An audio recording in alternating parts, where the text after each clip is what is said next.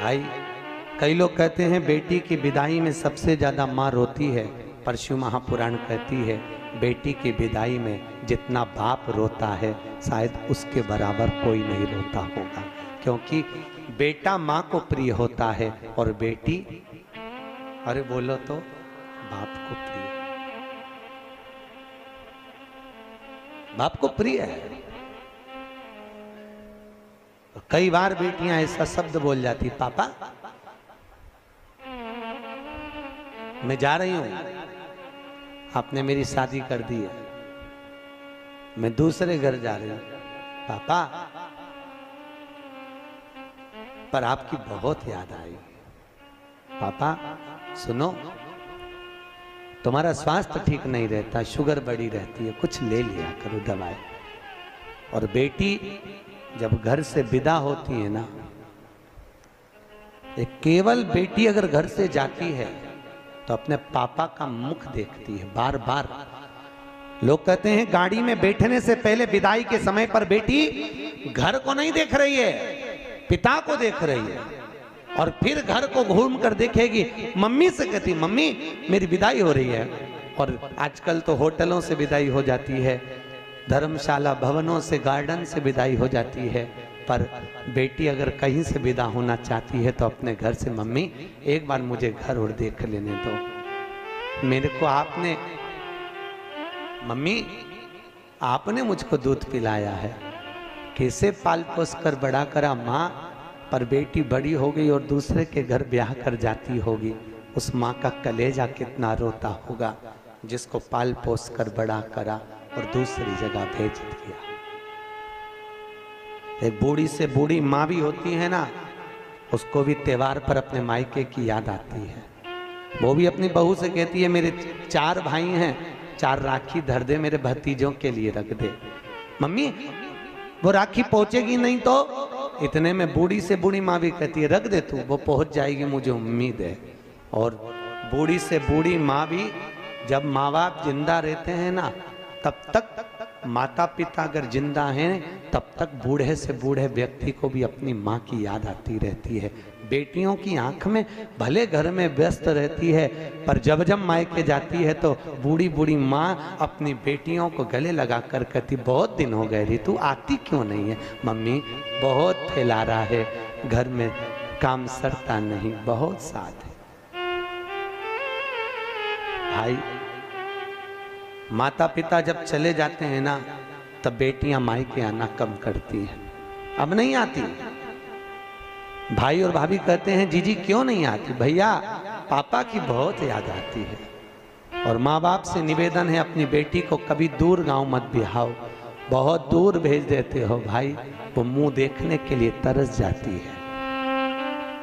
कई कई माँ बाप तो, कोई पड़ोसी भी जाता है ना उसके साथ भी झोला रख कर भेज देती है। माँ आज पड़ोसी जा रहा है, अपने पति से कहती है सुनो जल्दी जाओ, जल्दी से बेसन ले आओ, मैं लड्डू बना देती हूँ, मेरी बेटी को बहुत अच्छी लगती है, और तिल्ली की गजक अच्छी लगती है, जाओ। और अपने यहाँ वो हलवाई की दुकान है ना उसके यहाँ से सामान लिया, उसको यहाँ के सेव बहुत अच्छे लगते हैं, जाओ। और कोई जा रहा हो बेटी के घर, पूरा झोला बांध के, उसमें रुमाल बांध कर, माँ उस थैली को तैयार कर कर दे देती है और कहती है मेरी बेटी को दे देना। कहना अब की बार कोई आ नहीं पाया, और बेटी को जब वो देता है ना तो बेटी सबसे पहले पूछती है काका जी आप आए, मेरे पापा कैसे हैं, मेरी मम्मी कैसी है? बेटी का सबसे पहला झोले पर विश्वास नहीं, संबोधन बेटी पर।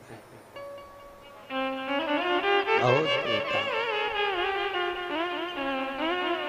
यहाँ भी मेरी बहनें बैठी हैं, माताएं बैठी हैं, जीजियों ईमानदारी की बात है, कैसे आप लोग अपना घर छोड़कर आते होगे, दरवाजे को जब देखते हो, और कई बार अपने खिलौने के कमरे में भी जाते होगे। अभी भी शादी होने के बाद भी आपको अगर मायके की याद आती होगी ना तो पापा के साथ बैठकर खाई हुई वो रोटी जरूर याद आती हो। मम्मी गरम गरम उतार के देती जाती है और तुम्हारी थाली में लाकर देती है, और तुम कहती हो मम्मी पेट भरा गया, एक और खा ले, एक और ले ले, मैंने तेरे लिए बनाई, थोड़ी सी मोटी कर दी है।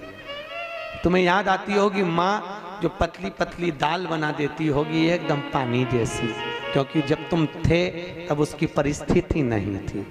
ना जाने किस परिस्थिति में तुम्हारा विवाह करा हुआ, कैसे परिणा कर भेजा होगा। रात रात भर माँ बाप भी जगते रहे तुम्हारी शादी के समय पर, और बाप ने अपनी पत्नी से कहा जो जो उसको अच्छा लगता है उसकी पेटी में रख दे, उसकी अटैची में रख दे। सुनो, उसको थोड़े से कोई फ्रिज कोई कूलर दे दे, तो पैसे नहीं है, मैं कर्जा कर कर ले आऊंगा, उसको दे दे। कोई माँ बाप बेटी को विदा करता है, क्या नहीं दे साहब, उसने अपने प्राण तक निकाल देता है, सब कुछ दे दिया। बेटियां पूंजी है साहब, धन है, बहुत बहुत पूंजियां है। कैसा परिवार। माँ सबसे पहले मायके में भोजन करती थी और यहाँ सबको खिला देती है, आखिरी में 2 रोटी लेकर बैठती है ना, तब याद आती मम्मी तू सबसे पहले खिलाती थी, आज कोई पूछने वाला नहीं। आज बहुत याद आती है तेरी रोटी की माँ, और बहुत याद आती है माँ तू, तेरे द्वारा दिया हुआ मेरा ज्ञान। माँ कभी तो आया कर हमको देखने के लिए, कभी तो हमारे दरवाजे तक पहुंचा कर।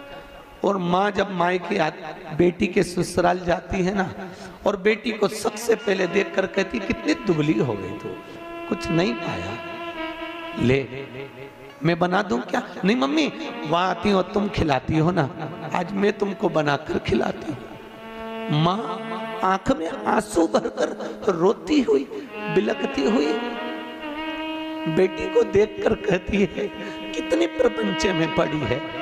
इधर सास मुंह बना रही होती है, उधर ननद मुंह बना रही होती है, पति का मुख चढ़ा हुआ होता है, सबको भोजन परोस देती है, सबके लिए कर देती है, पर अकेली रसोई घर में जब भोजन करने बैठती है तब माए का याद आ जाता, तब रो लेती है। नहीं सहन होता तो कमरे में चली जाती है, और जाकर एकांत में जब माई के पहुंचती है, पापा पूछते हैं कैसी है रे तू?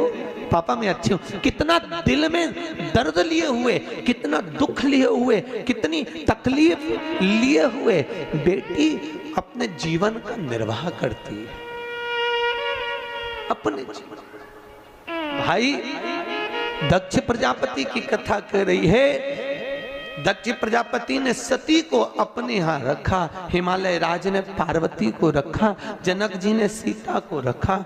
जब तक बेटी घर में रहे तो समझना भगवान की करुणा है, और खूब प्रेम से रखो। ना जाने उसके किस्मत में, उसके भाग्य में तुम करोड़पति का घर भी देख कर दे दोगे तो ना जाने क्या उसकी किस्मत है और कितना उसको मिलना है। ये उसका भाग्य है, उसका भाग्य उसके साथ है, किस्मत उसकी अपने साथ है। आप बहुत अच्छा देख कर देते हो कोई माँ बाप। हम तो कहते हैं बेटी लक्ष्मी और गाय गौ माता 50 बार विचार कर देना कि ये किसको दे रहे हैं। बेटी को देने से पहले 50 बार विचार करो ये लड़का इसके लायक है कि नहीं।